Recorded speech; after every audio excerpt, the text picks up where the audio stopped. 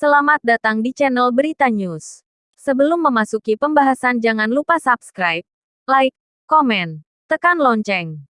Gempa bumi terkini berkekuatan magnitudo 2,2 SR guncang di wilayah Gunung Kidul, Daerah Istimewa Yogyakarta, DIY, pada Minggu tanggal 2 Oktober tahun 2022 siang. Guncangan gempa tersebut berpusat di darat. Info gempa Mak 2.2. 02 OKT 22 pukul 12:01.03 WIB. Dikutip dari akun resmi Twitter BMKG Jogja. Minggu, tanggal 2 Oktober tahun 2022. Gempa tersebut terjadi pada pukul 12:01 waktu Indonesia Barat. Pusat gempa berada di 29 km tenggara Gunung Kidul, Yogyakarta.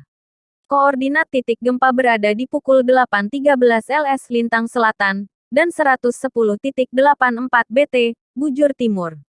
Kedalaman pusat gempa berada di kedalaman 153 km.